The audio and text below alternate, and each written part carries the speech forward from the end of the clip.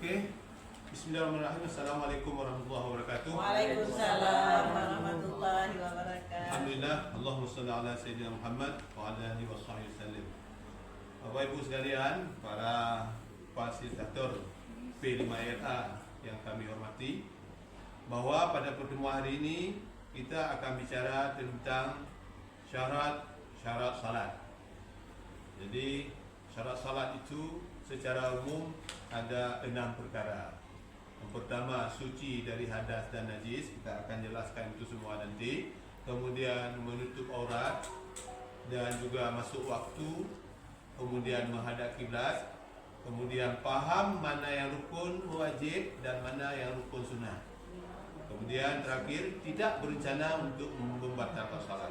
Jadi secara umum ada 6 syarat salat. Kita akan jelaskan sedikit tentang bab yang pertama dulu. Suci dari hadas dan najis. Itu syarat salat yang pertama. Kita sebelum bicara tentang suci dari hadas dan najis, faham dulu apa itu hadas, apa itu najis. Nah, beda hadas dengan najis. Nah, kalau hadas secara umum ada 2. Ada hadas besar, ada hadas kecil. Hadas besar seperti berjunub, haid, nifas, segala macam itu ada beberapa perkara dan yang lainnya. Kemudian hadas kecil seperti kentut dan ya baik dari depan maupun di belakang, keluar angin. Najis, ya. Ya. Nah, ada kentut depan, ada pada perempuan. Kecil. Ya, kecil itu. Artinya bila sudah keluar atau mendapati hadas itu, batal wudhu kita, otomatis tidak sah salat kita. Itu hadas. Najis juga gitu. Najis ada 3. Ada najis ringan, najis berat, najis sedang. Najis berat seperti kita sudah pahami semua adalah kena dengan anjing dan babi.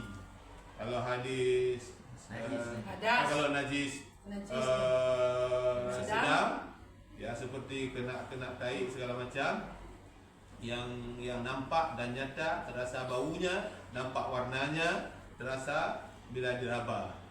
Dan najis ringan seperti terpercik air bekas najis sedikit, seperti nampak noda darah dari tubuh kita, seperti keluar nanah, itu najis ringan. Nah, hadas dan najis ini semuanya harus disucikan. Cuma beda, mensucikan hadas kecil itu cukup dengan berwuduk ulang. Mensucikan hadas besar itu harus mandi junub, mandi janabah. Itu syarat-syarat mandi kita akan jelaskan nanti pada lain waktu. Najis juga gitu. Kalau najis berat, anjing dan babi, kena anjing dan babi, sucinya harus menggunakan 7 kali air. 1 di antara 7 itu boleh di awal, boleh di akhir, boleh di tengah-tengah, air yang bercampur tanah. Kemudian 6 lagi itu air biasa. Kalau najis sedang, ya harus disucikan dengan cara disirami dengan air. Terus selanjutnya kalau najis ringan, cukup dipindahkan najisnya saja, seperti kinong air cicak. Jadi sebelum air cicak itu lengket, dipindahkan saja. Begitu segala macam.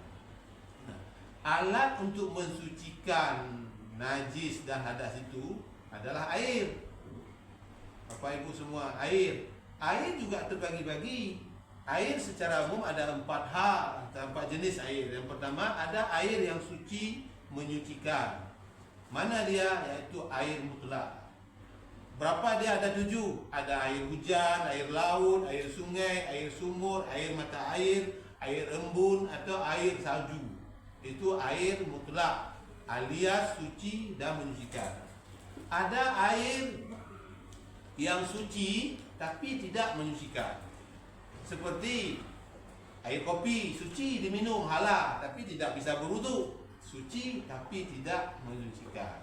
Air kelapa boleh diminum tapi tidak berwudu.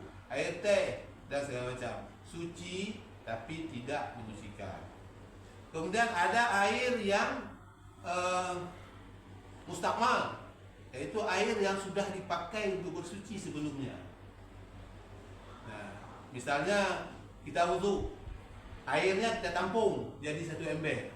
Nah, air itu mustakmal, bekas kita berwudhu. Atau kita mandi, air mandi junub, air yang ditampung jadi banyak tapi tidak sampai 2 kulah atau ukuran kadar agama 760 keliling itu 2 kulah. Air itu tidak menyucikan karena sudah mustakmal, artinya sudah pernah dipakai. Dan 3, ada air satu lagi, air yang makruh. Makruh menggunakannya. Boleh menggunakan, tapi makruh, seperti air yang suci menyucikan, bisa wudhu, tapi statusnya airnya kita curi.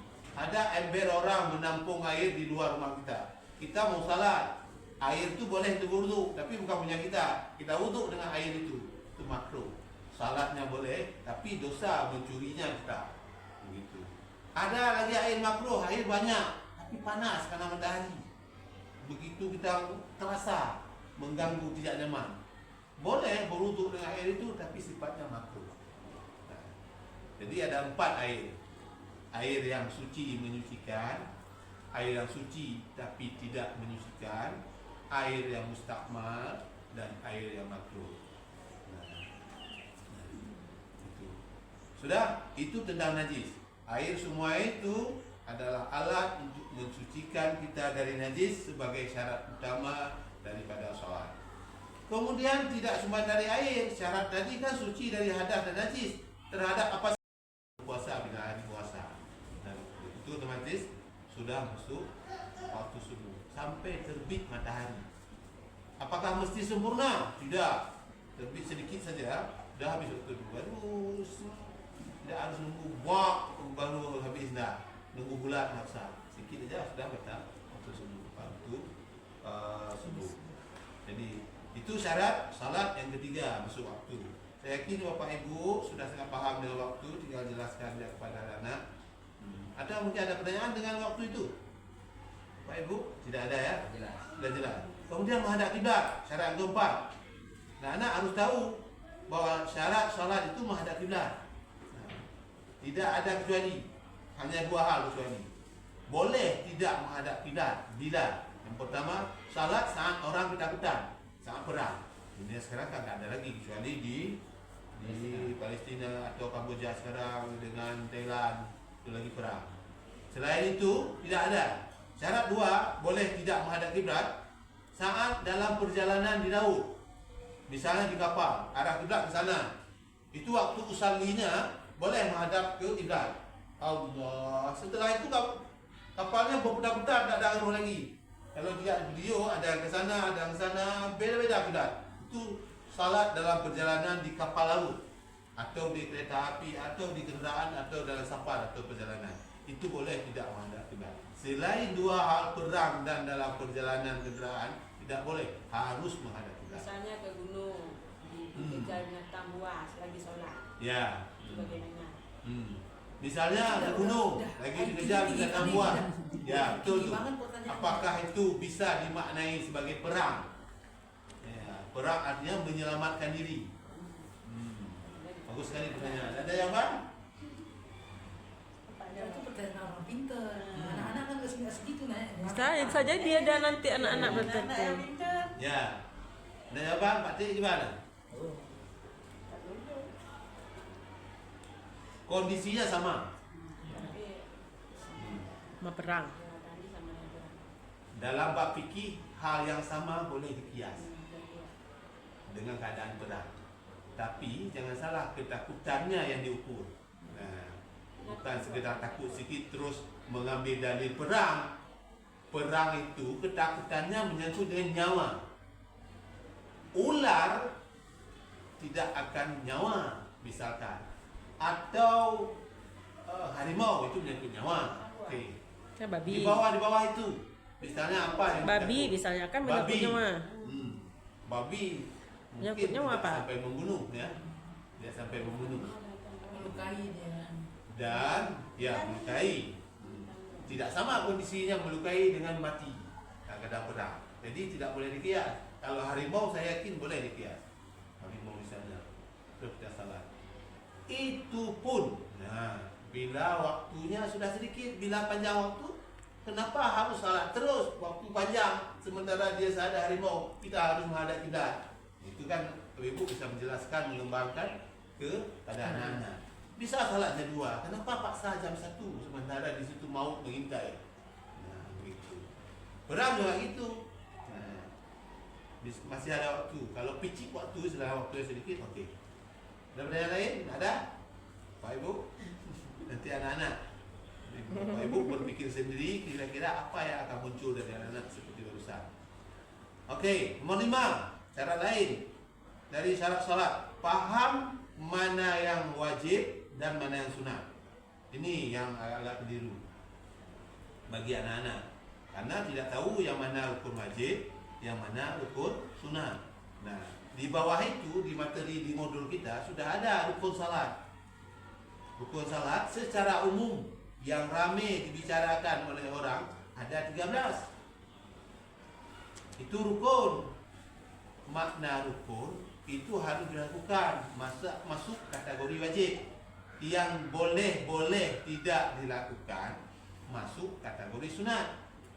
Setiap anak-anak kami yang mau melakukan salat harus faham yang mana yang tidak boleh itu, yang mana boleh tidak dilakukan.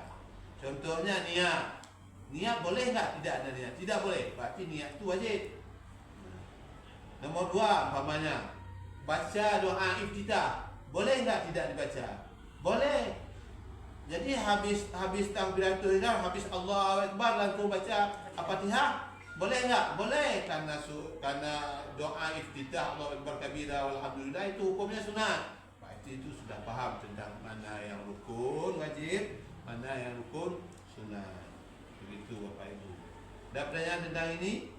Ini kan ada Ya. salat subuh. Nah, salat subuh kan ada sunat akad. Ya. Nah, sunat akad membaca doa Doa kunut. abad. Sunat abad. Ya. Membaca doa kunut. Menurut Syafi'i, dia akan lupa membaca doa kunut, berarti wajib sujud sahwi. Ya. Seandainya teringatnya setelah salam, Ya. bagaimana? Apa wajib diulang solat? Bagaimana hukumnya? Oke Ibu, bila pertanyaan ini muncul itu dari anak-anak, maka jawabnya begini. Dalam mazhab Syafi'i, kunut itu sunat yang dikuatkan. Artinya dikuatkan, berusaha terus sampai tidak lupa atau harus dilakukan. Nah, bagaimana kalau lupa juga? Harus sujud sahwi. Sementara pas sujud sahwi letaknya di rakaat terakhir sebelum salam, detik mau salam, di situ sujud sahwi. Tiba-tiba lupa. Sudah assalamualaikum. Habis itu ngomong lagi. Ambil HP. Halo, baca Jaino. Oh, Jaino, dia piak, Jaino nompreno segala macam. Nah, sudah bangun lagi. Sudah keluar masjid lagi. Dah berapa waktunya itu? Pas pakai sandal lupa, ya Allah. Tadi tidak kunut. Seharusnya sujud sahwi. Terus saya sujud sahwi juga tidak. Gempa. Kita kepikir. Nyo kemayang you. Yohana mati itu tinggal kemayang. Kan? Buru-buru salat terus. Tapi dalam hati nyo gempa juga tu kuplu. Dalam rencana bila terjadi kita baca salat. Itu batal langsung salatnya. Tak usah salat lagi. Pernah hanya udah gempa. Ya. Dengan asam dan lagi. Atau kibar. Ini nunggu telefon. Ini kalau datang dia nanti enggak ada buka pintu, saya salat terus. Nanti kalau dia datang, ya kan? Karena mudah-mudahan setelah saya salat dia datang. Saya salat terus nih. Tapi kalau dia datang lagi saya salat gimana ya? Oh, nanti saya batal salat. Itu langsung batal salatnya, enggak usah salat lagi, langsung jatuh syarat batalnya. Allah kepada hati nyutui kurloh naya. Atau panggil HP dia, kurloh naya. Kalau dipanggil menunggu. Ya. Kan ada hasilnya, ada kadang-kadang seperti itu. Ada pengecualiannya, tapi tidak mungkin terjadi. Bila mama kita nanti yang memanggil, itu panjang lagi ceritanya. Tapi mudah-mudahan Bapak Ibu kalau ada pertanyaan seperti itu tunda saja, nanti saya jelaskan khusus bagaimana menjawab salam dalam salat. Lagi salat. Kita tahu ini lagi salat ceritanya. Kita tahu kalau itu yang memberi salam itu mak tanya. Dan tipe mak tanya munyo hendak tak jauh, andai yang rumah itu umpama. Tak tahu itu bagaimana ceritanya. Umpama bila sudah tahu atau suami lah, isteri. Ini suami saya tipe saya kalau saya akan jawab bahaya, ini semua dipecahkan kaca-kaca gitu. Gimana caranya? Ada caranya. Nanti kita jelaskan bang itu. Ada ayat kita baca yang artinya saya lagi salat, tapi bukan bahasa Indonesia. Lafaznya cuma satu. Nah, nanti kita bicara. Jadi Bapak Ibu saya ulangi lagi, ada 6 syarat salat. Yang pertama suci dari hadas dan najis, cara mensucinya pakai air terbagi dari 4 tadi. Dan menutup aurat, masuk waktu, menghadap kiblat, faham rukun wajib dan rukun sunat, tidak rencana membatalkan salat oleh karena sudah begitu kira-kira. Ada pertanyaan tentang ini, tentang pertemuan besok kita tentang ini, tentang syarat-syarat. Ini syarat-syarat 6. Berarti besok syarat dengan rukun aja. Nah, rukunnya ada 13. Besok syarat dulu. Besok syarat rukun ya. Dan itu. Habis hotel syarat rukun. Syarat tu habis hotelnya. Dia ada. Apa? Syarat. Menjawab. Karena Boleh. di Untuk besok mobilnya tu syarat buat aja. Salat buat pertemuan. Syarat salat. Ya. Tegaskan tu besok syarat salat. Berarti kan untuk syarat bisa jadi 3 pertemuan ya. Bisa Kalau jadi. disingkat bisa nggak? Karena Ada kita persingkat. Tak tahu saya Bukan. apa jadinya. ini bukan dipersingkat ke apa. Berarti kan kita banyakin, di yang lain kita padatin bisa. Kayak di rukun iman kepada Allah itu sekaligus kita bawa dengan percaya kepada. Kalau Karena habis, saya udah ya habis Mister depan kita Benar, bisa, ini Pak. mesti diberi.